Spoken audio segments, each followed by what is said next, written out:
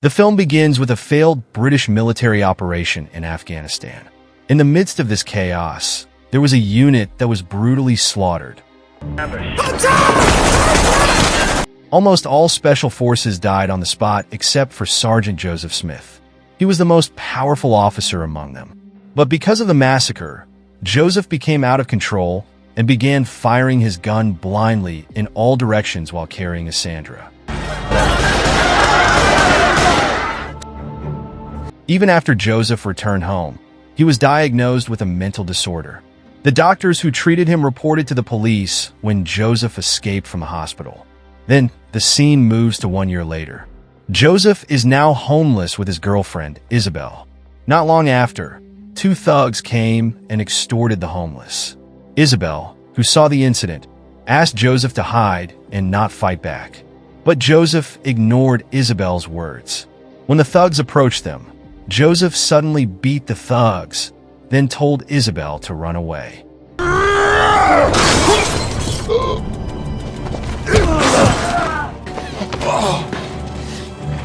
Finally, Joseph beat the two thugs alone in a fairly weak condition. Joseph looked overwhelmed. Joseph then decided to run away.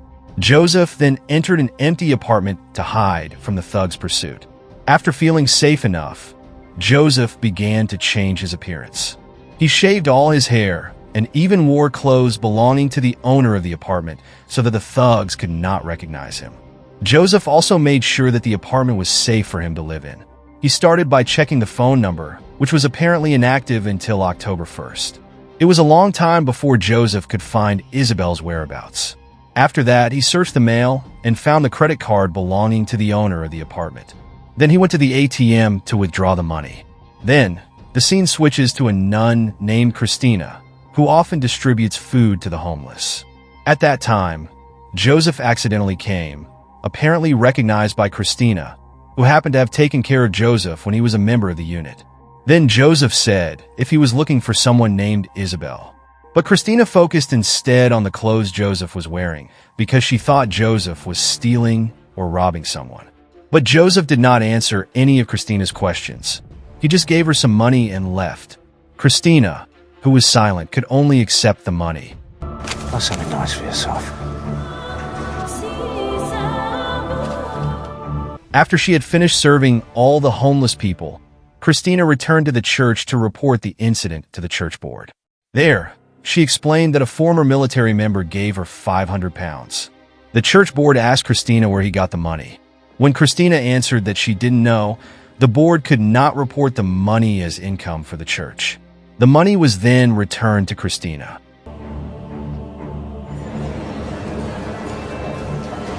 Finally, Christina decided to use the money to buy tickets for a concert by her favorite ballerina. Then, the scene moves to Joseph's past, who was still in the army, where he was traumatized because at that time, he and his troops were suddenly attacked in the tank they were carrying. All his colleagues were killed except Joseph, who was at the controls of the tank. Soon, Joseph woke up from his dream, but he could not escape the image of his time on duty. Joseph even hallucinated that there were spies and shadows of the man he was hanging in his apartment. Joseph used a stick that he fantasized about as a weapon to fight the spies.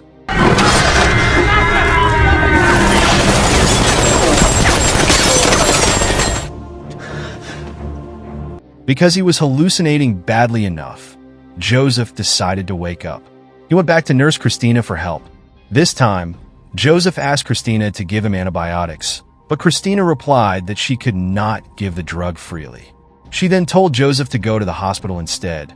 But Joseph said that he could not go there because it turned out that Joseph had escaped from the military court and was now being sought by the defense minister.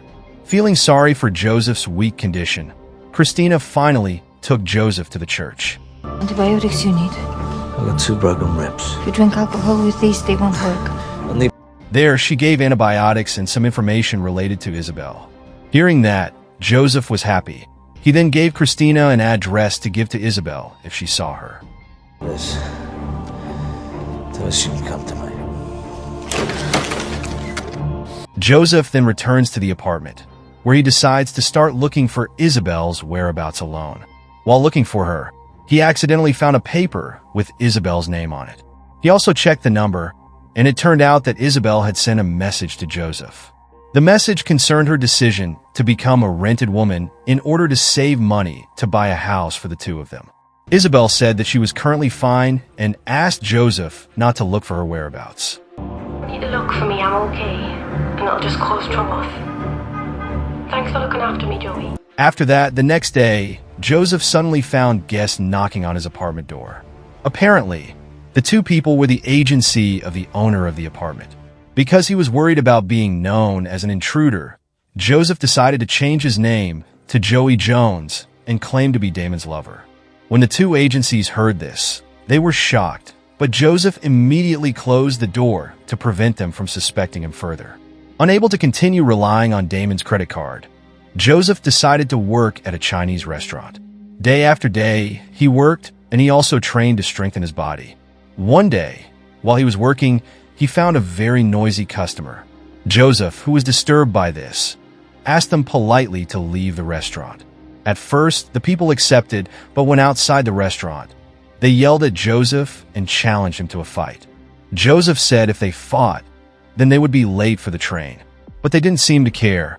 They immediately attacked Joseph. Fortunately, Joseph quickly blocked their attacks. I want to see some tits. Don't fucking touch my fucking cock!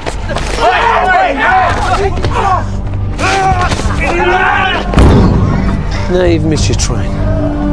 After that, they started trying to beat Joseph one by one, but the great Joseph easily knocked them all out. The incident also impressed the restaurant owner with Joseph's ability. After the incident, Joseph was called by his boss.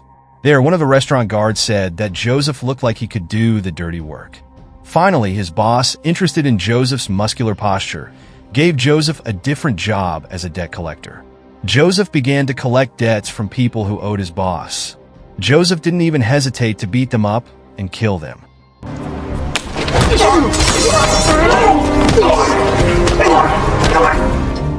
Because of his job, Joseph now has enough money to support himself.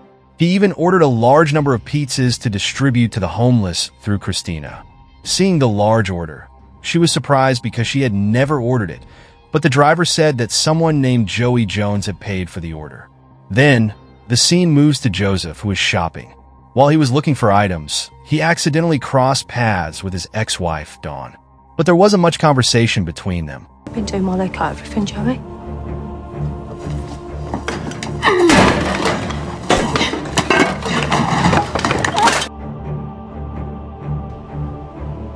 Then, the scene moves to Christina, who is surprised when she sees a dress hanging in front of her house.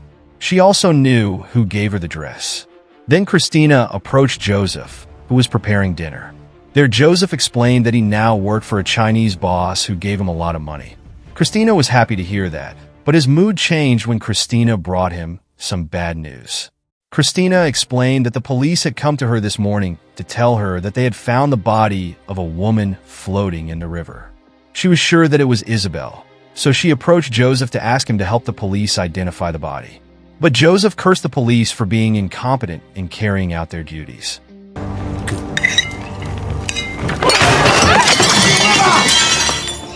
After learning that Isabelle was dead, Joseph began to be unable to control his emotions. He was disgusted and furious when he heard Isabelle was dead. Christina then explained that the police said she died after serving her customer. Not wanting to see Joseph get emotional, Christina tried to calm him down. She said that the money Joseph gave her was not used much. Christina also returned the money from Joseph, but Joseph said he didn't need the money. Behind. I'm really sorry about Isabelle. Christina finally took back the money, and she began to advise Joseph. She wanted to see Joseph change and become a good man. So Christina left to avoid Joseph. Joseph immediately chased her while giving back the dress he had deliberately bought for Christina. At first, Christina refused because she was a nun who was prohibited from wearing such clothes. But Joseph replied that Christina could take it off if she was uncomfortable. Finally, Christina took the dress and left. If it looks beautiful on you, then God would say it's okay. Then, the scene switches to the two thugs who once chased Joseph. This time, Joseph was not afraid to face the two of them. When the two thugs finished extorting the homeless, they now faced Joseph. They both seemed to have forgotten Joseph's face. But when Joseph said that he was the man who beat them both up when he was with his girlfriend, then one of them started pointing a knife. But Joseph easily beat them both up.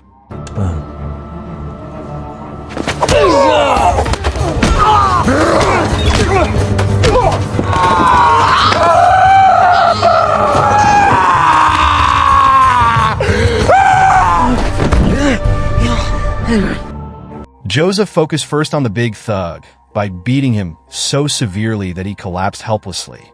After that, Joseph interrogated the other thug. He asked about who killed Isabelle. At first, the thug did not answer, but after Joseph threatened to kill him with a spoon, the thug wanted to answer. He said that Isabelle was killed by her own customer. He couldn't say his name because they don't play with names. But he could give Joseph the man's description, which was that he was 30 years old and had a wound in his eye area. Getting this information, Joseph immediately left while handing out money to the homeless people who were watching the fight.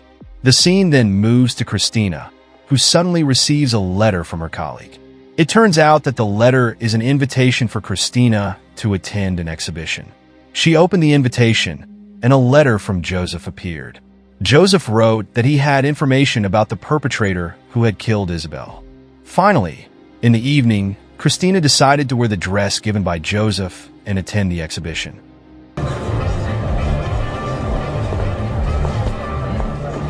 She met with Joseph and then started talking about Isabelle's murder. Joseph opened the conversation by asking Christina to tell the police that Isabelle's killer was a 30-year-old man who had a wound in the face area. Christina remembered Joseph's words very well. Then, after Joseph had provided enough information, they began to spend the night together.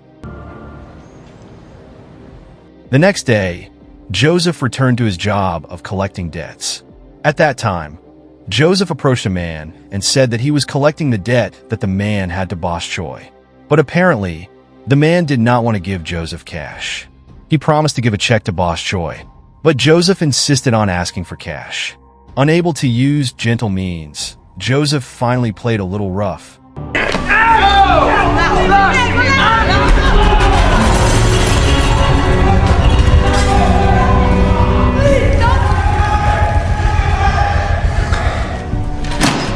He pressed the man's hand until it almost broke, then took the suitcase containing his money.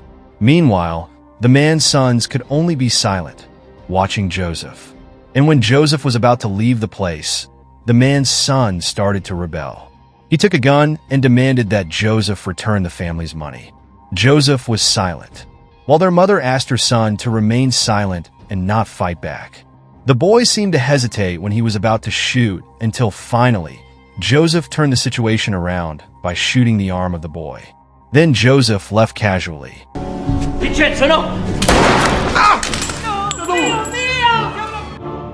But apparently, the mission failed this time because the police quickly got a report about the theft and started looking for the whereabouts of Joseph, known as Jones.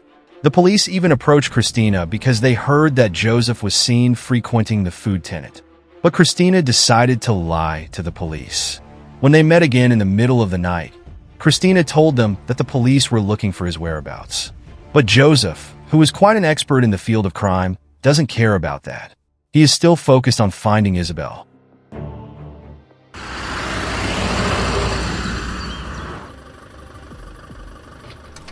Then, the scene moves to Christina facing the church board. There, the church board was shocked when Christina announced her intention to volunteer in Africa. Then, the scene moves to Joseph, who is meeting his boss. He said that he wanted to meet the boss of his boss, who had a higher position. Joseph is finally met by a woman who is often referred to as Madam. Choi's boss, as an intermediary, translates every word Joseph says. Then Joseph began to say what he wanted. Joseph knew that Madam was a very influential person.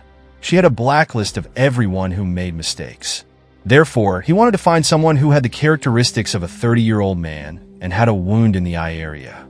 Hearing that, Madam said that the man was wearing a very expensive suit, but she could help him on the condition that Joseph must serve her. Joseph also agreed to the deal that Madam made. Then, Madam gave him a task to bring a container containing women who were victims of illegal trafficking. Option is not too vague for you. We have a business to protect. 仲有冇啲咩需要？一於叫佢幫手。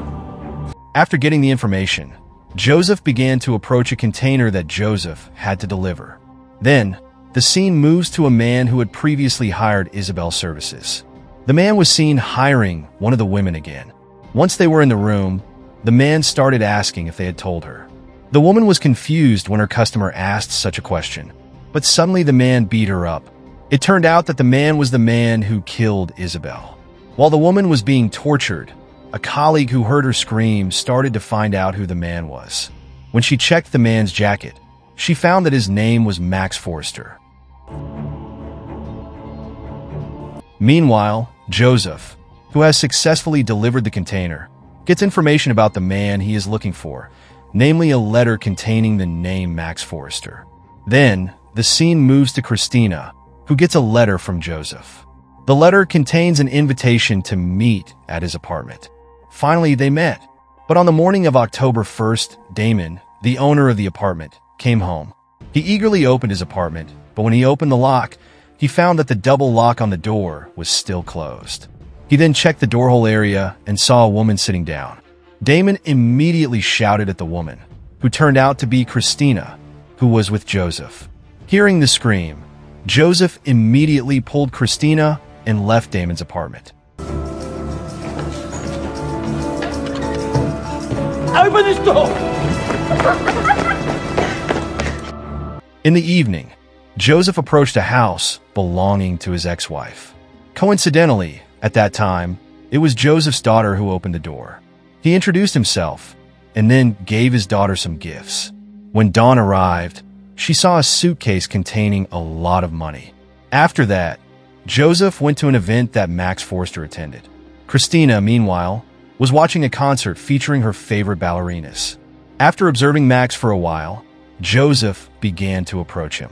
He made small talk to Max, and when Max asked about Joseph's identity, Joseph began to push Max to the edge of the building, then said once in a while, "You should look down there." Joseph immediately dropped Max down the building. I was actually just going to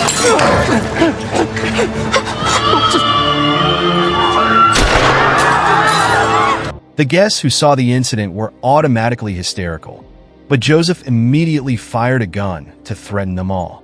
After that, Joseph went to the theater.